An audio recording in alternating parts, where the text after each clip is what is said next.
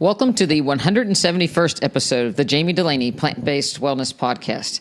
My name is Jami Dulaney, and I'm your host. I'm a plant-based cardiologist and endurance athlete living in Southwest Florida. Welcome. Hope you're having a great summer. So this is the season of mangoes in Florida. Florida has the most varieties of mangoes of any place else in the world. And luckily, I'm living in a region that really has a lot of mangoes growing. And last week, I attended a mango tasting. And I have to give a shout out to Matthew Reese, who hosted it. Thank you very much. He had an expert come from the other coast as well to talk about mangoes. And Matthew hosts a website, if you're interested, called What's Ripening in Florida. I should have Matthew on the podcast. It's a good idea. But we tasted a variety of mangoes. I found out that the earliest mango in Florida was called a turpentine. It was actually small. And the reason why Florida has so many varieties of mangoes is that there's been a lot of plantings and a lot of kind of crossbreeding. So the microbes from mango tree to mango tree actually are part of the formation of new and different varieties. So we tasted not only the turpentine, which if you've got mangoes in the store, typically they're Kents. Sometimes you can get the honey mangoes that are coming from Costa Rica that are more golden, but the Kents tend to be very fibrous. Some people are turned off by them because if they're not just the right ripening, they can be maybe a little bit on the tart side or a little too fibrous for people. But and the turpentine is a very small yellow mango that's fairly fibrous but very, very sweet. We also tasted one of my favorites called the Karen Michelle. They had ones called Fruit Punch, Lemon Drop, Julia, Pink, Pino Colado, Sherbet Mango, and Edwards Mango, and Hayden was also one of my favorites. And we found out our neighbor actually has a Stringless Peach Mango variety as well as a Hayden variety. So that was really cool to be able to identify what mangoes that are growing locally in the streets. But it's fun to, when we're on bike rides, to kind of identify the different mangoes based on their shape, their size, the color. And, of course, when you cut them, sometimes they're almost a lemon yellow all the way down to a very orange color. So it's very, very fascinating. And we had a great time tasting mangoes. I've collected a lot of mangoes, so I'm eating 2 or 3 mangoes a day at this point. And it really, really good. And mangoes are a good source of vitamin A, folate, B6, vitamin C, a whole host of antioxidants, and given the yellow and the orange color, again a lot of beta carotens. They also have 3 grams of fiber, so it's a great fiber source. Typically, in my nutrition class, I talk about cutting a mango, and maybe you've seen most people cut a mango. It's, mango is an oblong fruit, and it has a large seed in the middle. And if you cut down one side and then the other side, you have 2 halves, and you can kind of checkerboard it and scoop it out with a spoon. And that's traditionally the way I have cut a mango. But I watched this mango expert. He takes, if you roll a mango on the table, you'll see it'll lay down, it'll roll with the seed being the seed will be horizontal to the table. So if you take that seed and keep it horizontal and have 1/2 in your palm and then actually take the skin off of the other half, you can then checkerboard it and cut that off and then turn it over and peel it the other way. And you can actually get a little bit more fruit off of it. And I found it's even more helpful for the more fibrous mangoes to really get down to that seed. And if you're interested in planting a mango, you have to pry open that clamshell sort of covering over the seed, and then you'll see the embryo inside. And you can actually put that in a wet paper towel and put it in a Ziploc for a week, and it'll actually sprout. So if you live in a place where that's tropic climate and you want to plant a mango, that's a good way. You're not going to have fruit for longer than if you buy a mango tree, obviously, but you can grow your own mango trees that way. So that's been what we've been into as far as fruit goes. And then as far as training goes, again, Ironman Chattanooga, September the 30th is in the horizon. And I've been experimenting with different sources of food on the run and the ride. And obviously since It's fruit season here in Florida. Last week I did watermelon, maple syrup, and a little bit of salt for a run, and I really like that. I just put the watermelon in the Vitamix and then dumped it into a little hydration flask. So that worked out really good. I don't know in reality how good that would be to take to a race. So I'm going to experiment with different juices. The reason why I'm trying to stay away from the more traditional packaged things is I want to get more natural. I want to get the antioxidants and vitamin C, the phytonutrients associated with the fresh juices.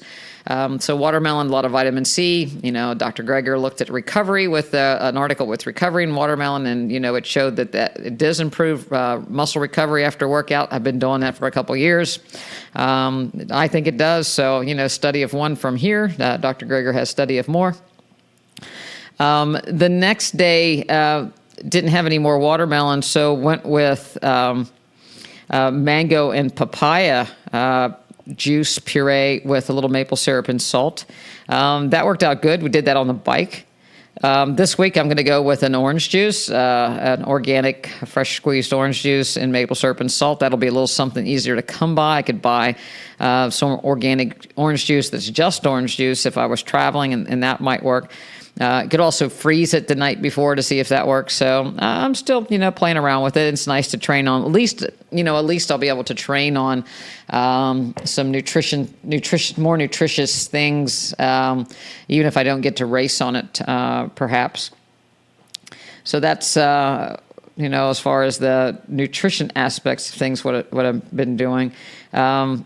I've also been riding my bike, watching the Tour de France. I don't know if any of you are cyclists, but we're in the second week starting the second week of the Tour de France. It's day 7, I believe. And so that's really fun to watch them. So I get on my Wahoo trainer. I put the Zwift app up on my phone, and I put the Tour de France on the TV, and it's pretty entertaining so that you can get through the time a little bit quicker on a trainer. So I have enjoyed that. So. And I had a couple of what the fork moments. So I thought, since I have a what the fork moment, and I usually include my daughter, Addie Majnaric, my registered dietitian, I thought I'd give her a shout out and bring her on the podcast for a quick what the fork moment. So let's tune in with Addie.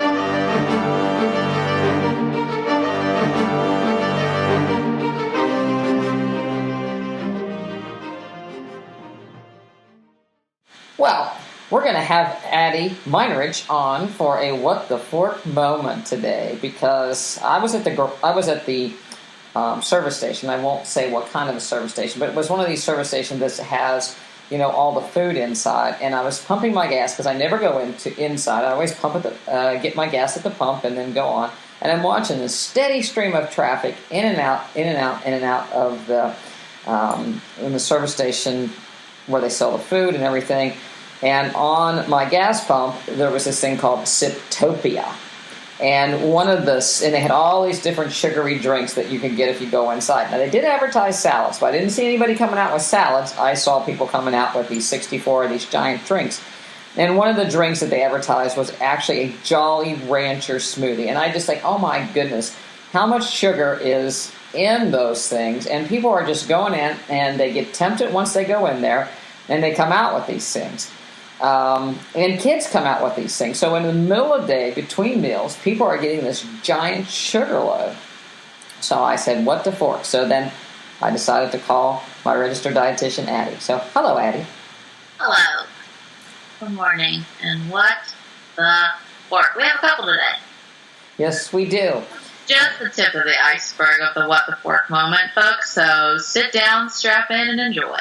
And we don't want to be negative about things, but it's just, you just get tripped up. You're trying to do well, and you go to the gas station to try to get gas, and there are all these, you're bombarded with, even there's sound at the gas station now telling you to come in and get these crazy, crazy drinks. And of course, kids see them, and the next thing you know, you want to, quiet down the child, so you get them these sugary drinks. There's nothing in there healthy.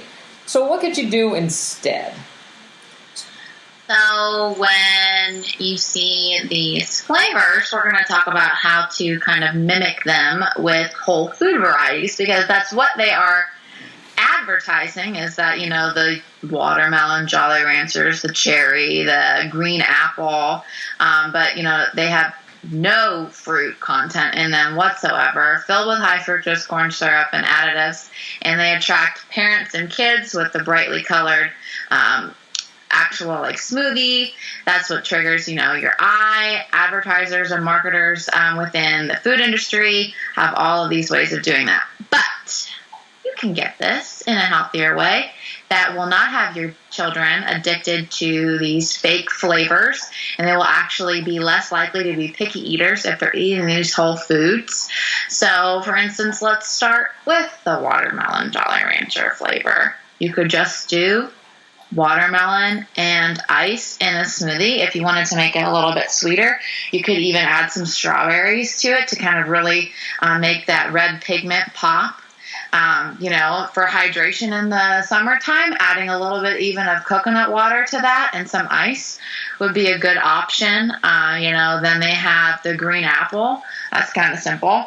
And that one would be easy even to add in a little bit of spinach with some green apple and maybe some pineapple to give it a little bit of that really tart citrus flavor. That could be an option with some ice. And then another fun, especially summertime, hydration's huge. So these can serve as another form of hydration. But to do the cherry, dark cherries, and the lighter cherries are actually in season right now, but you can get them all year round in the frozen food section of their grocery store, and throwing those in with, you could do some other berries as well, but really, going heavy on the cherries, and, the ice, and having a really refreshing smoothie, slushy type, but it's made out of the whole food. So you're exposing those young taste buds to the actual flavors of these foods, and you can have it as well. And everybody in the family can enjoy these healthier options that are just a kind of a fun way to spruce up your hydration for the summer. Yeah, and even nutritionfacts.org, I kind of laughed because Dr. Greger posted a video on you get recovery from exercise through watermelon, and that's something that we've been doing for quite some time. We come in from bikes or run and do watermelon smoothies with cherry, but watermelon green apple cherries, watermelon papaya cherries, a pina colada type banana, mangoes, and pineapples. It's mango mania season here in Florida, like I talked about before. So I've been putting mangoes with my watermelon smoothies as hydration. I've even, as I talked to earlier, about, taking the watermelon on the run, so to speak, watermelon juice. But these smoothies, it's much better to do them with the real fruit. And watermelon's fairly, a cup of watermelon is not high in calories. When you put them in blender, you still have some of the fiber, so it's a great treat for kids. And again, the more ice you put in it, the more ice cream like slushy type that you get. And you could even, if you wanted to have something bubbly, like when they do the Slurpees, you could actually do some carbonated water if you wanted to add that to it. Or put that over it, so you could make it a little carbonated if you wanted to at home. But I just like the plain juice myself. With the watermelons and the papaya. Papaya is great for stomach issues, and again, the antioxidants, vitamin C that you get from these fruits. The recovery is just amazing. So make sure you're adding these in if you're not doing the whole fruits. But this is great to for kids, even to go if people are going swimming for the afternoon to the pool, to be able to take some of these in the cooler, just shake them up and have these as drinks as opposed to soda. You could even do a pina colada. Talking about, you could do it with the mangoes or without, and do some coconut water and pineapple.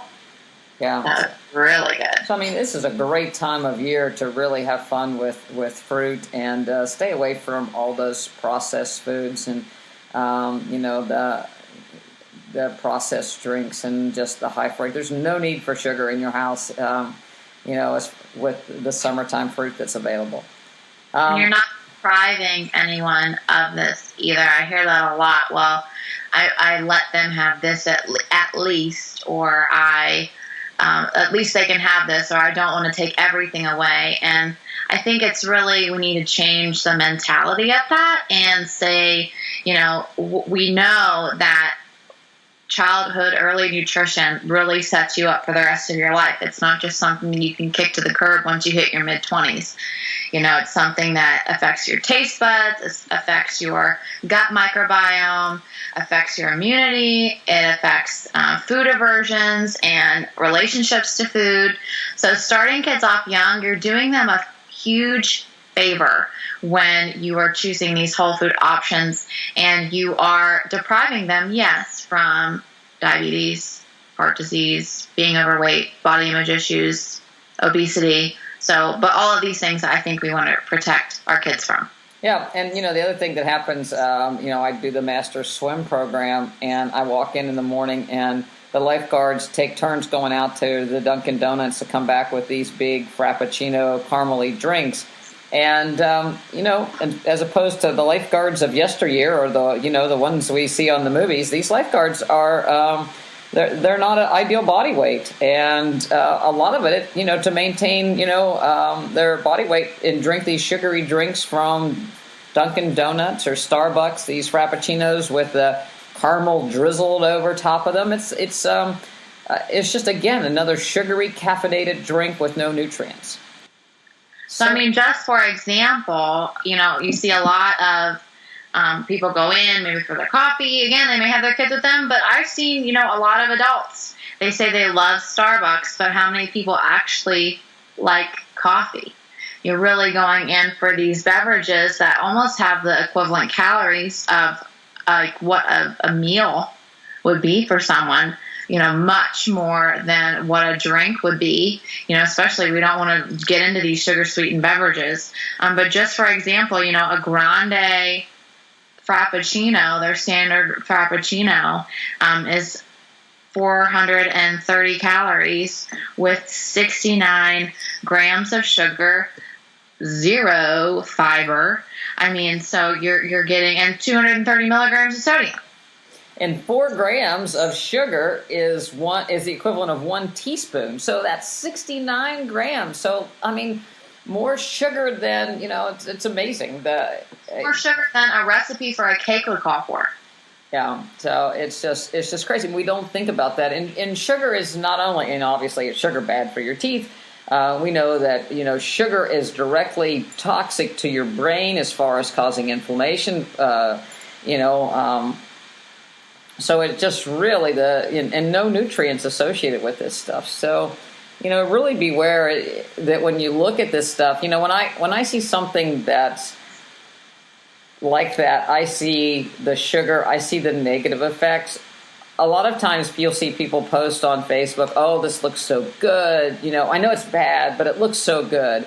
But I think you have to change your perspective that when you see that, you see the sugar, those teaspoons of sugar mounding up. You see the side effects of taking in all this sugar. You see the lack of nutrients. And then you're not tempted by it so much that, oh, this tastes good. Because not to mention, the fat in some of this stuff. So it is just diabetes in a plastic container. Yeah, and I think, I want to do a little bit of a clarifying moment here, because I know most of you probably know, but the sugar that we're talking about is this processed granulated sugar. It is not. I've had some major confusion recently from new clients on, oh, well, doesn't fruit have a lot of sugar? Or what about the sugar and, like carbohydrates and things like that? That is completely different. Glucose is what the body uses for energy, and it can get that from the carbohydrates that you eat. But the fructose, the type of sugar that is within the fruit, is 1, not the same as the man-made high fructose corn syrup, and 2, is not table sugar. It is much different. And when you're eating those whole foods with that, quote unquote sugar, being the fructose with fruit, you're also getting fiber, antioxidants, vitamins and minerals, hydration. It is not the same thing. Yeah. So what the fork? And then I guess the last thing that I'd like to, for today, turn around on a little What the Fork episode is, the money that it costs to be plant-based and choices that we make in the grocery store that can really run up your bill. And I think that, a lot of what comes is that when we start to exit the produce aisle and we start to go into these packaged products that, again, that are made to be convenience foods. And one of the things that I was asked about was a pancake mix. It was from an organic company, and it was labeled as a pancake mix, and it was buckwheat pancake mix. Well, when you turn it around, it's not all buckwheat. It's buckwheat flour plus whole wheat flour. So, well, that's not so bad, and had baking soda in it. Of course, you have to add the rest of your things. But because it's packaged together like that in a box, it's much more expensive than if you were to buy, a bag of buckwheat flour or a bag of whole wheat flour. So beware of things like that are made made to look like, oh, this will be easier. The only thing they did for you was add the baking soda. So you're better off, adding the baking soda yourself. And of course, the recipes on the box are going to tempt you because it's like, oh, you have to add eggs and you have to add oil to this. When we know you can make pancakes, by using a banana, using a flax egg. So, again, don't be fooled by these processed or, convenience type packaging of things. Because it really adds to your grocery bill.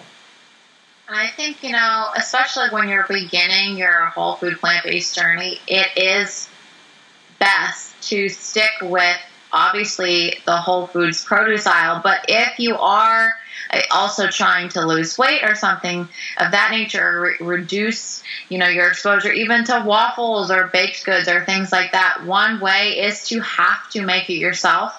And if you actually have the time and desire or need to do it for an event or something, you have to go through the process of choosing those ingredients that you want. You have to make it. It's not just lickety split, let me have it, because a lot of what I do in working with people with, food addictions or, not desirable food habits is slowing that process down prior to choosing those foods. When we have those convenience foods, we just have a craving, we act on it, we eat it. There's no time of preparation, there's no thought process, and it's just kind of the societal norm right now. And so it's not easy, it's a challenge, and it's a forced habit at first, but having to sit there and think, okay, do I actually want this? Or if there's a birthday coming up, okay, then I'm going to prepare a cake that is from, the best ingredients that I can and in a quantity that is needed, not in someone else's idea of a quantity for me. So the recipe on those cupcake boxes or the recipe on the pre-made cakes or on the pancakes, that may not be what you need at that point in time. So being able to decipher what it is that you want, what it is that you need, and creating those recipes for yourself with ingredients that you have control of. Yeah. And I think a lot of people that, the other thing that we see that can really add, the marketing of some of the nut milks. People's aversion to nut milks, it was kind of like the people's aversion to skim milk way back when. Whole milk was thicker, had that fat mouth feel. And so people didn't want skim milk because they thought it was watery. And so the same thing started when almond milk came out, soy milk or rice milk. It was a bit watery. So to take kids or even adults that were drinking 2% or whole milk and put them onto almond milk that was thinner, people started to use various thickeners in the marketing so that they would have this mouthfeel of a thickener. Well, they've taken it one step further with marketing. We know that omega-3s are great for you. We need omega-3 fatty acids in our diet for a whole host of hormones and enzymatic reactions. And the best sources of omega-3s are flaxseed, hemp seeds, chia seeds, kale, pinto beans, and the like. But now some of these nut milks are actually, people are saying, because they know you're going to get confused whether it's omega-3 or omega-6. So they say, get your omegas, and they're adding these omegas into nut milks. And I think, again, this has been a really teachable moment that, has come up a lot for me this week in, my consultations is if you are going to get something that's prepackaged, do not base your choice off of the front of the box or the package. You need to turn it around and read the truth, because advertising is not for your health. It's for the company to sell you a product. You need to turn it around and see the nutrition facts label and then also the ingredients. But the one that popped up the most, kind of, going off what we're talking about is, this silk almond plus cashew milk. That's their Silk Omega, a great source of ALA, a great source of omega-3 fatty acids for you. So I was like, I actually hadn't seen this product before. A member brought it up to me, so I went online, because you can find all of these products and their nutrition facts label and ingredients online. And the flaxseed is coming from cold pressed flax oil. So you're not getting, if you were to add this to your oatmeal versus flaxseed plus plain almond milk to your oatmeal, you're just getting the fat. You're not getting the fiber and the fiber, and the lignans and, some of the other nutrients that are within the actual flaxseed itself. And when they're saying a great source, when we're, working with, members, we're not just getting them plant-based and that's it. We want it to be the most nutrient dense and the most balanced it can be. And we know also how important omega-3 fatty acids are for anti-inflammatory purposes and for brain health and cognitive function. So we want to make sure that you're getting a good enough source of that, and enough of that each and every single day.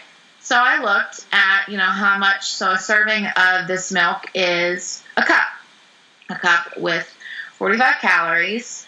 So they're marketing it that it's low cal, but it's a great source of these omega-3s from this flax oil. Well, I looked, and the serving of the recommended dietary allowance for for omega-3s is, anywhere from 1.5 to 3 grams. So that recommendation is in the unit of grams. When you're looking at the omega-3s in 1 cup of this milk, first flag, it's in milligrams, so smaller. It is 160 milligrams, so they can make it look like a larger percentage in each cup, but really that only comes down to 0.16 grams, so not even a single gram is in a cup. 2 tablespoons of actual flaxseed, if you were adding that to your meal, would give you about 1.6 grams. And the recommendation that we give to folks is, around 2 to 3 tablespoons of that ground flaxseed meal sprinkled on your oatmeal first thing in the morning to make sure you're getting it in. So if you were just going to go off of this milk, though, you would have to drink 10 cups of this almond milk to get the equivalent omega-3 fatty acids from just eating, again, the whole food. So again, everyone is like, oh, you guys don't do oils. There's a purpose to that. We want to get everything that we can out of it, and especially these products that are all, hyped up with their advertising. You've got to read the fine print. Plus, if you eat the ground flaxseed, you're getting some protein, and you're also getting fiber. So if the oil is just added, again, you're losing fiber. And again, the thing that Americans are most deficient on is fiber daily. So you don't want to, cheat yourself by saying, well, I'll get it here or get it there, or rely on, additives for things. You want to make sure you're actually eating the whole food to get what you really need. So there, what the fork for today, huh? What the fork, but there is hope if you stick to the whole food, plant-based options. Get those colors on there, people. Beans at lunch and dinner, or lentils, or some sort of like tofu, some whole grains, getting the really rich whole grains that have higher fiber content, or your potatoes and colorful veggies and fruit galore. Stick to those foods that won't lie to you, like the advertisers may and usually do. Thank you, Addie Majnaric, RDM.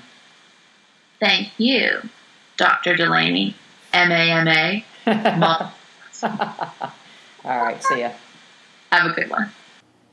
So I hope you enjoyed our little What the Fork episode. But, moving on, I'd like to talk about some, studies that are in the medical literature that nutrition has a role in. There was a study published in the Journal of Europace in June that talked about weight loss and atrial fibrillation. And I've had people email me and it's like, does plant-based diet help with arrhythmias? And there really hasn't been a lot of studies looking at arrhythmias and plant-based nutrition. Certainly, there's been reports here and there that people that have adopted a whole food plant-based diet have had less palpitations for whatever reason, but not a study until now. And this study looked at weight loss, and it was 355 obese individuals that underwent, they were told to lose weight, mainly through portion control, low-fat diet. And those people that lost 10% of their body mass or 10% weight loss had either elimination or marked decrease in the episodes of atrial fibrillation. And there were, out of the 355 people, there were 135 people that lost 10% of their body weight. And 88% of those were either atrial fibrillation free or went from chronic atrial fibrillation to what we call paroxysmal atrial fibrillation. And if they only lost 3% of their body weight, they actually got worse and went from paroxysmal atrial fibrillation to a higher incident of persistent in atrial fibrillation. So what is persistent and what's paradoxical? So atrial fibrillation is an arrhythmia of the top chamber of the heart. The impulse of the heart usually starts up in the top of in the atrial chambers at the sinus node, but occasionally there'll be what we call short circuits where there's this reentrant type of, little circles of stimulation, and the actual top chamber starts to beat at around 300, 350 times a minute, and it shoots all these impulses towards the middle or the AV node portion of the electrical system. And if that can conduct through, then there's a beat. So oftentimes people with, especially younger people that have good conduction through that AV node can have heart rates 160, 180 beats a minute and can be very uncomfortable. It's kind of like if your car or you had some sort of an engine that all of a sudden the spark plug it was misfiring. So people notice that they're just, they're short of breath with things that they didn't get short of breath, or they're just not quite right. They don't have the energy.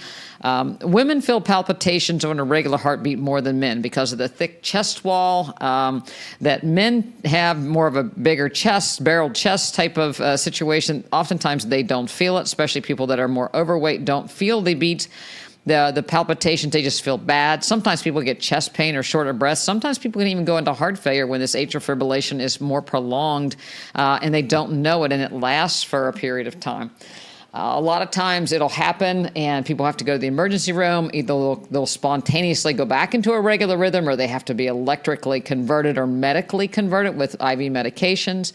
And then it doesn't happen again for a year. Sometimes it happens on and off. Sometimes it gets to the point where people have it continuously, or what we call chronic atrial fibrillation. So when it's on and off, we call it paroxysmal atrial fibrillation. Now, to note, the worst part about atrial fibrillation, it is the most common arrhythmia that humans get.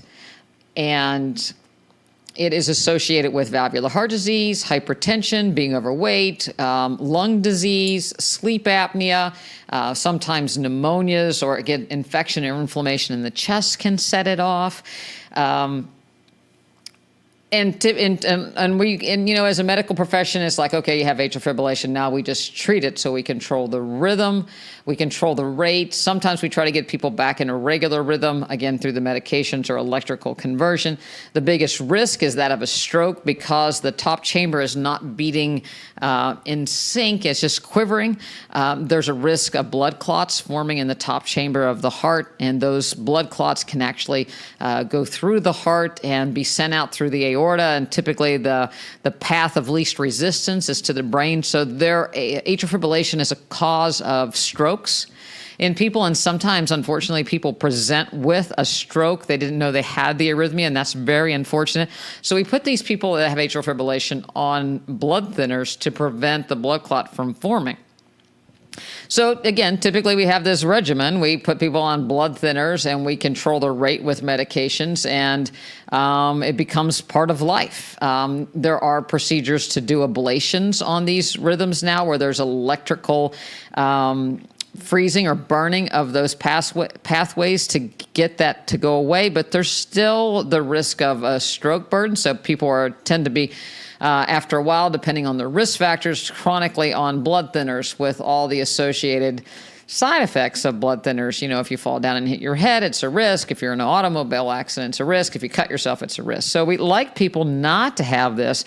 But, you know, other than, you know, avoiding high blood pressure, avoiding obesity, avoiding some of these, you know, lifestyle diseases, typically people present, especially to a cardiologist, they present with these lifestyle diseases and the atrial fibrillation. So it's a little bit late to turn back the clock, or so we thought. So this is actually very encouraging that people that have atrial fibrillation, it can even be chronic, that are overweight, that lose weight, actually do better with their atrial fibrillation. So I mean, that's really, really exciting.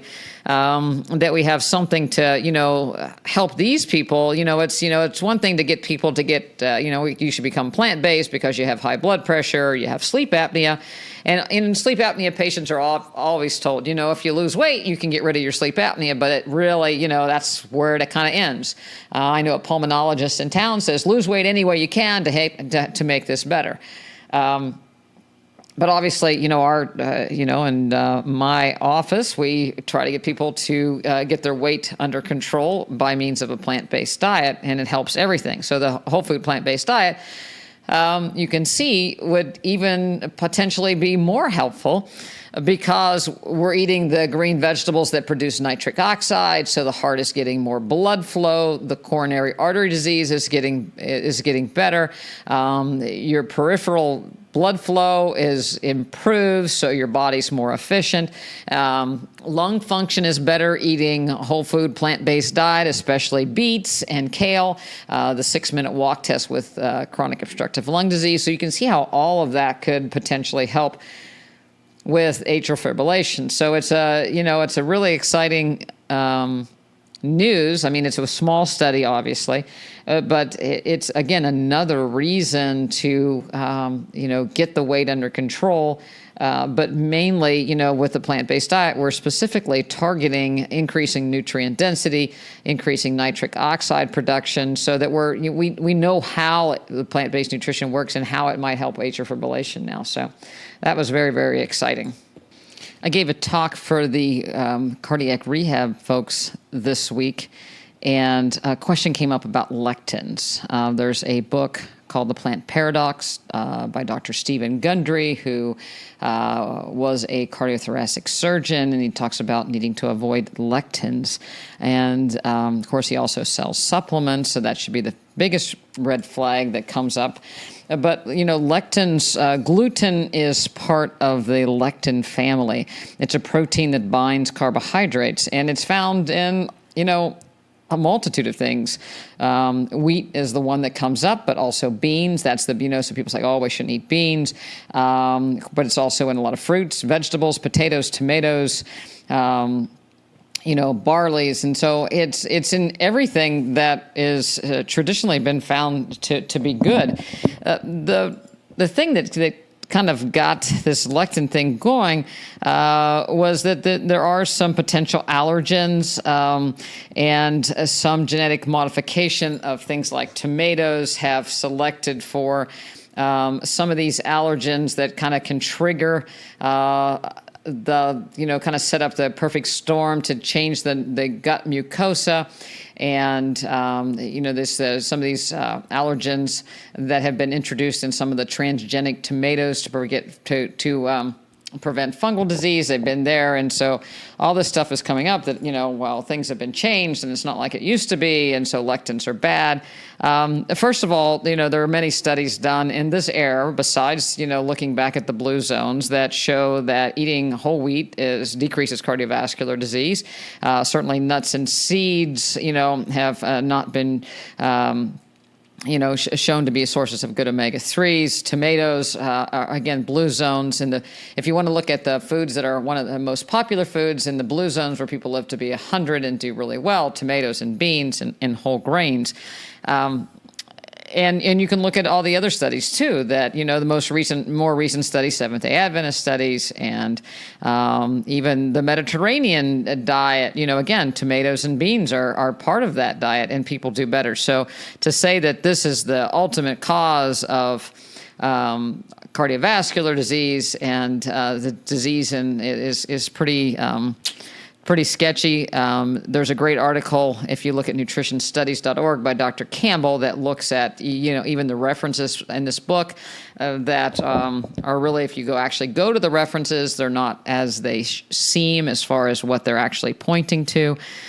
It just makes it, again, goes back to the whole part that all these books that are out there to sell either a product or to sell, somebody's version don't have a lot of good science behind them. So you really have to research them besides just seeing a doctor's name on the book. You can't trust every doctor that you come across. There's plenty of TV ones that we wouldn't trust now, isn't there? But the reality of it is, if you even look at people that lived in countries where there was a low incidence of heart disease, and then they moved to the United States where they adopted a standard American diet, their health got worse eating, a standard American diet when they left their high fiber beans and grains diet of where they were, and potatoes. So there's just not much to go on it. There's the theory, that the mucosa in the gut gets changed and then you have a leaky gut. I mean, you can kind of see how you could piece a story like that together. But there's a lot more that affects your microbes than taking in lectins from beans. So, we still know that there's a lot of data that eating a high fiber diet which includes whole grains, nuts and seeds, and beans and vegetables, select for gut microbes that are much more beneficial. So I would not hang my hat on avoiding lectin, and would encourage everybody to get their beans in. Just like Addie said early on, it's a wonderful source of nutrients, fiber, protein, and a whole host of omega-3 fatty acids. So eat your beans, eat your tomatoes, potatoes, whole grains, your fruits and vegetables, and don't worry about getting lectin poisoning. So I'm going to end it there today. I hope you all have a good weekend. I hope you're out doing something exciting, moving your body, eating a variety of fruits and vegetables. If you have the opportunity to try mangoes, they're in season here in Florida. I'm sure they're everywhere in the United States if you can get a hold of some. So eat mangoes, eat your cherries. Go for the organic cherries because they typically can be high in pesticides. Eat your watermelon. You don't have to eat an organic watermelon. It doesn't penetrate the rind. And enjoy your week. Talk to you next week. And exciting, one last thing, going to have a great interview with two neurologists talking about dementia. So tune in next week for a great interview. See you then.